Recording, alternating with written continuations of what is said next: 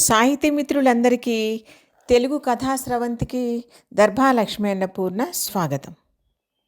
వీడ్కోలు సీరియల్ నవల. మరి తదుపరి భాగంలో ఏం జరుగుతుందో చూసేద్దాం. వీళ్ళందరూ తన మనసులో ఘర్షణని అక్షరాలా వర్ణించారనిపించింది శశిరేఖకి. ఆనంద్ దగ్గరకు ప్రేమగా చేరాలంటే ఈ ప్రేమ లేకుండా తను జీవితాంతం గడపాలి అన్న ఆలోచన మరుక్షణం మనసుని వణికించేలా చేస్తోంది. నిజంగా తను నరకమే అనుభవిస్తోంది. ప్రసాదం తీసుకుని ఇంటికి వచ్చేసరికి ఎదురుగా సోఫాలో కూర్చుని ఉన్న ఆనంద్ని చూడగానే శశిరేఖ కొద్దిగా ఆశ్చర్యపోయింది. ఆఫీస్కి వెళ్ళలేదా ఆదుర్దాగా అడిగింది. అతని ఒంట్లో ఎలా ఉందోనని కంగారుగా అనిపించింది ఆమెకి. కొడుకు భార్య కోసం ఎదురు చూస్తున్నాడని గ్రహించి పెద్దవాళ్ళిద్దరూ లోపలికి వెళ్ళిపోయారు.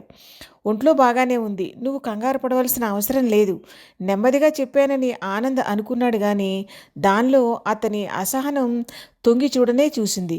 శశిరేఖకి ఆశ్చర్యంగాను భయంగాను కూడా అనిపించింది. ఆనంద్ చాలాసేపటి నుంచి ఎదురు చూస్తున్నారా తన కోసం? అందుకేనేమో ఈ విసుగు. చాలా రోజుల తర్వాత తను మామూలుగా బయటికి వెళ్ళినందుకు ఆనంద్కి ఆనందంగా ఉందా?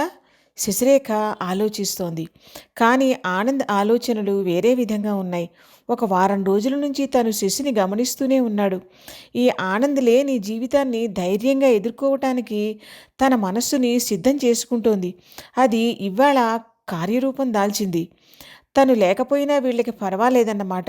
ఈ ఆలోచన రాగానే అతనిలో ఒక విధమైన కసి, కోపం ప్రజ్వరిల్లసాగాయి. భార్యని మాటలతో బాధ పెట్టాలనిపించింది. అందరితోనూ హాయిగా కబుర్లు చెప్పుకుని వచ్చావా? పాపం నా వల్ల పిచ్చిదానిలా చాలా రోజులు ఇంట్లోనే ఉండిపోయావు అన్నాడు. అందరితోనూ హాయిగా కబుర్లు చెప్పుకోలేదని, వాళ్ళ సానుభూతి తన మానసిక ఆందోళనని తిరగతోడిందని ఎలా చెప్పటం? అందరూ మీ గురించే అడిగారు అంది. నీకు నీకు బాధగా అనిపించిందా, చికాగ్గా అనిపించిందా? వాడి బాణంలా వచ్చిందా మాట ఆనంద నోట్లోంచి. చివ్వున తలెత్తి చూసింది శశిరేఖ. ఆనంద్ లేచి గదిలోకి వెళ్ళిపోయాడు. శశిరేఖకి అర్థమైంది తను నవ్వుతూ ఉండటం ఆనందికి ఇష్టం లేదు. అతని తప్పు లేదు అలా అనుకోవటంలో. ఒక విధమైన అభద్రతాభావం ఇద్దరిలోనూ ఉంది. కానీ తను అతి సాధారణమైన మనిషి. ఎన్నాళ్ళని కృషించిపోతూ ఇంట్లో కూర్చోగలదు? ఒక పక్క ఏడుస్తూనే మరో పక్క నుంచి నవ్వటానికి ప్రయత్నిస్తోంది. నిజమే, శశిరేఖ అతి సాధారణమైన స్త్రీ. ప్రేమకి గొప్ప గొప్ప నిర్వచనాలు చెప్పగల శక్తి ఆమెకు లేదు. ఆనంద్కి ఏ సమస్య లేనన్నాళ్ళు అతను లేకపోతే ఒక్క క్షణం కూడా జీవించలేననుకుంది. అందుకే అతని ఆయుర్దాయం మధ్యలోనే అంతమైపోతోందని తెలియగానే విలవిల్లాడిపోయింది. ఇక తనకి జీవితమే లేదనుకుంది. తను ఆనంద్ కన్నా ముందే చనిపోతే ఎంత బాగుండుననుకుంది. నెమ్మదిగా గడుస్తున్న రోజులు ఆమెకు తెలియకుండానే ఆమె మనస్సుకి కాస్తంత ఉపశమనాన్ని కలిగించాయి. అలా అని ఆమె ఆనందని మర్చిపోయిందని, నిర్లక్ష్యం చేస్తోందని, అతని మీద ప్రేమ తగ్గిపోయిందని చెప్పటానికి వీలు లేదు. కానీ ఎటువంటి దుఃఖాన్నైనా మనిషి జీర్ణించుకోవటం అన్నది ప్రకృతి ధర్మం. ఎంతటి విపత్తుకైనా మనస్సుని కాలమే సిద్ధం చేస్తుంది. నిత్య జీవన శైలిలో ఆమె ప్రమేయం లేకుండానే ఆమె కలిసిపోతోంది. ఆనంద్ అలా గదిలోకి రివ్వుని వెళ్ళిపోయాడు అంటే మిగతా మాటలు లోపల మాట్లాడతాడన్నమాట. గదిలోకి వెళ్ళింది. ఆనంద్ మంచం మీద తలకి చేతులు ఆంచుకుని కూర్చుని ఉన్నాడు. శశిరేఖ హృదయం నీరైపోయింది. వెళ్ళి చెంతనే కూర్చుంది. ఏం మాట్లాడాలో, ఎలా మాట్లాడాలో ఆమెకి తెలియటం లేదు. మీ మీద నాకు ప్రేమ ఉంది అన్న విషయం ఇవాళ కొత్తగా చెప్పాలా?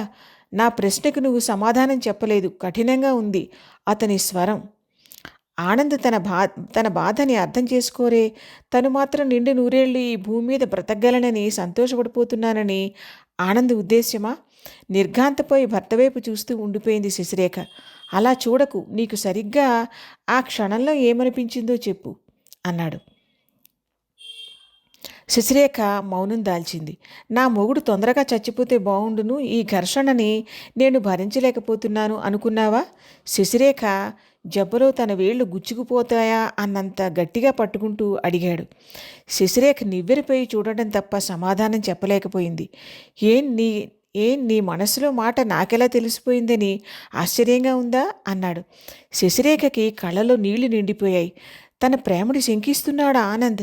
నెల రోజులు పైగా చీకటి గృహంలో మగ్గిపోయిన తను ఒక్కసారి బయటికి వెళ్తే అది పూజకి ఆనంద్ ఇలా మాట్లాడుతున్నాడా? తను ధైర్యంగా నిలబడాలని ఆనంద్‌కి లేదా? తన ప్రశాంతతని అతను కోరుకోవటం లేదా?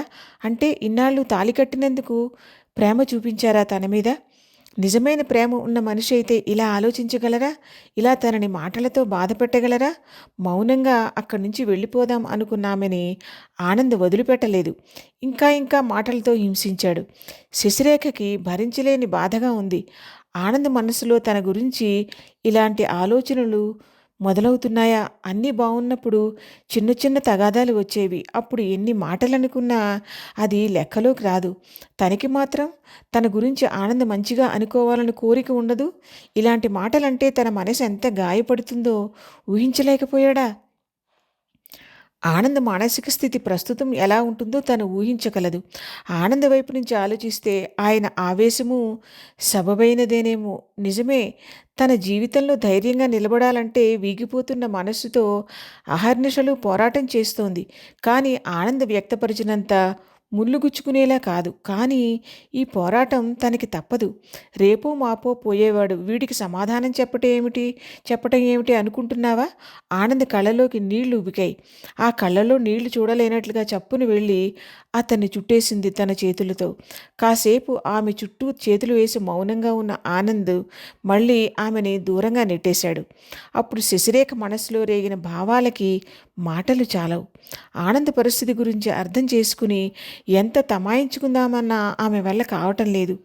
ఆనంద్ తన ప్రేమను శంకిస్తున్నాడన్న బాధ, ఉక్రోషం ఆమెకి ఊపిరి సలపకుండా చేస్తున్నాయి. తన బాధని ఆనంద్ పంచుకోవాలనిపిస్తుంది ఆమెకి. ఆ రోజంతా శశిరేఖకి తనతో మాట్లాడే అవకాశం ఇవ్వలేదు ఆనంద్. ఆ రాత్రి బాధని భరించలేక తనకి ఓదార్పు కావాలన్నట్టుగా శశిరేఖ వెళ్ళి అత్తగారి పక్కన పడుకుంది. ఉదయం నుంచి జరుగుతున్న నిశ్శబ్ద యుద్ధాన్ని పెద్దవాళ్ళిద్దరూ గమనిస్తూనే ఉన్నారు. పార్వతమ్మ గారు కోడలని ఓదార్చారు. కొడుకు మానసిక స్థితిని, నిస్సహాయ స్థితిని వివరించి చెప్పారు. దాని గురించి విపరీతంగా ఆలోచించి మనస్సుని కష్టపెట్టుకోవద్దని, సర్దుకోమని చెప్పారు. ఒకసారి తను మానసికంగా బయటకు వచ్చేశాక ఇక ఆనంద్కి సంశయం అనేదే పోయింది. దృశ్యం మారింది. మర్నాడు పార్వతమ్మ గారు చెప్పినట్టుగానే రజనీ వచ్చింది అన్నగారిని చూడటానికి. వస్తూనే అన్నగారిని కౌగిలించుకుని ఏడ్చేసింది. మిగతా వారెవరికీ కూడా కన్నీళ్లు ఆగలేదు. ఆమె భర్త ప్రస్తుతం ఆఫీసు పని మీద వేరే ఊరు వెళ్లటంతో పిల్లాడిని తీసుకుని వచ్చింది రజని. పిల్లలిద్దరూ చిన్నపిల్లాడిని ఆడించడంలో మునిగిపోయారు. పెద్దవాళ్ళందరి మధ్య మాత్రం దుఃఖపూరితమైన వాతావరణం నిండిపోయింది. ఆనందికి మాత్రం చాలా రోజుల తర్వాత చాలా సంతోషంగా అనిపించింది. తన కోసం దుఃఖించేవాళ్ళు ఒక్కరైనా ఉన్నారన్న భావం అతనికి తృప్తిగా అనిపిస్తోంది. ఈ తృప్తితోనే తను పోతే బాగుండుననిపించింది అతనికి. అసలు విషయాన్ని అన్నయ్యకి ఎందుకు తెలియనిచ్చారని రజని తల్లిదండ్రులతోటి, వదినగారితోటి పోట్లాడింది. దానివల్ల అన్నయ్య ఎంత మానసిక సంఘర్షణకి గురవుతాడో, అనారోగ్యంతో పాటు ఇంట్లో ఎన్ని సమస్యలు తలెత్తుతాయో ఆలోచించలేకపోయారా అని నిలదీసింది. డాక్టరే అసలు విషయం ఆనంద్కి చెప్పేశాడని తెలిసి ఆశ్చర్యపోయింది. ఎన్నాళ్ళని దాచగలమమ్మా? వైద్యం జరిగే తీరును బట్టైనా అనుమానం రాదు. నిజాన్ని గుండె ధైర్యంతో ఎదుర్కోవాలే తప్ప దాచాలంటే దాగేది కాదు. పరంధామయ్య గారు కూతురికి నచ్చ చెప్పారు. ఆ రోజు రాత్రి పడుకునేటప్పుడు అన్నాడు ఆనంద్, రక్త సంబంధం ఎంతైనా రక్త సంబంధమే. ఎన్నాళ్ళు కలిసిన్నా బయట నుంచి వచ్చిన వాళ్ళు బయట వాళ్లే. అంతా బాగుంటేనే వాళ్ళ అనుబంధం. తను అంటున్న మాట అస్సలు నిజం కాదని అతని మనసు చెబుతూనే ఉంది. అయినా అలా అనేస్తున్నాడు తను. ఎందుకు? తనేం చేసిందని ఇలా నిందలు వేస్తున్నాడు తనపైన ఆనంద్? దిగ్గున లేచి ఆనంద్తో పోట్లాట పెట్టుకోవాలనిపించింది కానీ శశిరేఖకి ఎలాగో నిగ్రహించుకుంది. అన్నిటికీ మౌనమే మార్గం అనుకుంది. ఆనంద్ మంచిగా ఉన్నప్పుడు తనని బంగారంలా చూసుకునేవాడు. ఇప్పుడు ఆయన మనస్సు స్థిమితంగా లేదు. భయం వల్లనైతేనేమి, బెంగ వల్లనైతేనేమి తమ ఇద్దరి మధ్య దగ్గరతనం తగ్గుతోందనిపించింది శశిరేఖకి. ఇదిగో ఇప్పుడు ఈ అపార్థాలు ఒకటి మొదలయ్యాయి. ఇవి ఆ దూరాన్ని మరింత పెంచుతున్నాయి. రజని 2 రోజులుండి వెళ్ళిపోయింది. పార్వతమ్మ గారి ఇంట్లో పరిస్థితి అంతా కూతురికి చెప్పడంతో రజని వదినగారితో అన్నయ్య మాటలని అపార్థం చేసుకోవద్దని అర్థింపుగా చెప్పింది వెళ్లే ముందు. ఇలాంటి పరిస్థితుల్లో తను నిగ్రహంగా ఉండటం అవసరమని తనకీ తెలుసు. ఆ పని సరిగ్గా చెయ్యలేదు, ఈ పని సరిగ్గా చేయలేదు అని సాధించినా తనేం అనుకోదు. పోనీ చీటికి మాటికి విసుక్కున్నా తను సర్దుకుంటుంది. కానీ ఆనంద్ చేస్తున్న పని ఏమిటి? తమ మధ్య ఉన్న అనుబంధాన్నే శంకిస్తున్నాడు. తనకి దీనిని బట్టి అర్థమవుతున్నది ఒక్కటే, తను ఆనందంగా కనిపిస్తే శశిరేఖ తనని నిర్లక్ష్యం చేస్తోందని, మర్చిపోవటానికి ప్రయత్నం చేస్తోందని బాధపడుతూ తన మీద విరుచుకుపడుతున్నాడు. మాటలతో హింసించడానికి ప్రయత్నిస్తున్నాడు. ముందుకన్నా తనకి ధైర్యం చిక్కుతున్న మాట నిజమే. అది తను ప్రత్యేకంగా తెచ్చుకున్నది కాదు. ఆనంద్ లేని జీవితం తనకి ఇప్పటికీ అంధకారమే, ఎప్పటికీ అంధకారమే. ఇప్పుడు ఆ అంధకారంలో జీవించటానికి తన మనస్సు రాజీ పడుతోంది అంతే. మొదట్లో రాజీ పడలేక దుఃఖం ముంచుకు వచ్చేది. ఇప్పుడు పైకి చిందుతున్న రక్తం ఆగిపోయి పుండు మిగిలిందంతే.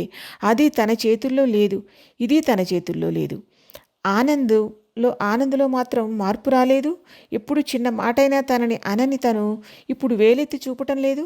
పిల్లల్ని ఇదివరకులా దగ్గరికి తీయటం మానేశాడు. ఎందుకలా అంటే వాళ్ళకి నెమ్మదిగా నా దూరాన్ని అలవాటు చేయాలిగా అంటాడు. కానీ అందుకని ఆయన్ని తప్పుపట్టడానికి తన మనసు ససేమిరా ఒప్పుకోదు. ఈ సమస్యకి పరిష్కారం దొరకబట్టడం ఎవరి వల్ల కాదేమో. కాలంతో పాటు నడవటమే శశిరేఖకి జీవితం భారంగా అయిపోయినట్టు అనిపించింది. ఒకసారి తన అసహనాన్ని బయటపెట్టుకున్న ఆనంద్కి ఇక దాని మీద నియంతృత్వం పోయింది. ఎటువంటి మాట అనటానికైనా సంకోచం లేకపోవటం, ఉక్రోషం పెరిగిపోవటము జరుగుతున్నాయి. ఇంట్లో కూరగాయలు అయిపోయాయని గబగబా చెప్పులు వేసుకుని బయటకు వెళ్తున్న శశిరేఖని చూస్తే కోపం వచ్చేస్తుంది. నేను ఇంకా ఓపికగానే ఉన్నాను. నేను ఇంట్లోకి ఏమైనా కావాలంటే బయటికి వెళ్ళి తీసుకురాగలను. నా అవసరం అప్పుడే తీరిపోయిందా నీకు? ఆ మాటైనా మీ పనులకి అర్థం అని విరుచుకు పడతాడు తల్లి మీద, భార్య మీదను. తల్లి కూడా శశిరేఖ పక్షం వహిస్తోందన్న అభిప్రాయానికి వచ్చేశాడు. వెళ్ళిపోయే మనిషి పట్లే కాకుండా ఆ మనిషి ఎడబాటును భరిస్తూ బాధ్యతలను చూసుకుంటూ బ్రతకవలసిన మనిషికి కూడా ధైర్యం చెబుతూ తోడుగా నిలబడవలసిన అవసరం ఉందన్నది పార్వతమ్మ గారి అభిప్రాయం. ఆ కోపంలో, చిరాకులో మందులు సరిగ్గా వేసుకోవటాన్ని కూడా అప్పుడప్పుడు అశ్రద్ధ చేస్తున్నాడు.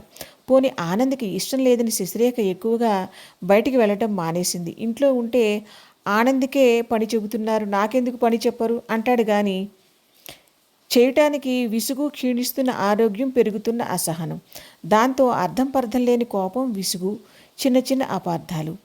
ఆనంద్ శాసించాడు కదా అని 24 గంటలు దుఃఖిస్తూ 4 గోడల మధ్య కూర్చోవటం శశిరేఖ వల్ల కావటం లేదు.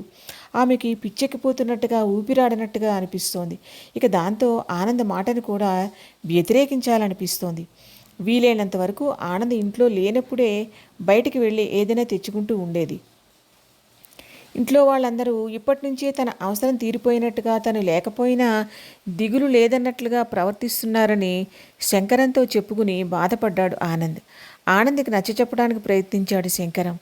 ఎలాంటి బాధ అయినా కాలంతో పాటు పలచబడటం అనేది సహజం. ఆ సత్యాన్ని నువ్వు జీర్ణించుకోక తప్పదు. ఏ మనిషి కూడా ఏకధాటిగా నవ్వుతూనూ బ్రతకలేడు, ఏడుస్తూనూ బ్రతకలేడు.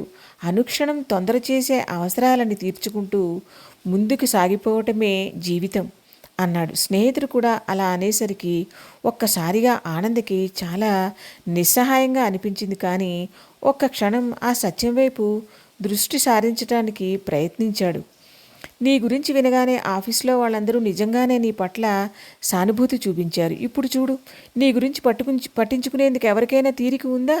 ఈ ప్రపంచంలో మనిషి తన మృత్యువు సంగతే తాను మర్చిపోయి తాపత్రయపడిపోతూ ఉంటాడు అన్నాడు శంకరం. ఆఫీస్లో మనుషులు వేరు, ఇంట్లో మనుషులు వేరు అన్నాడు ఆనంద్.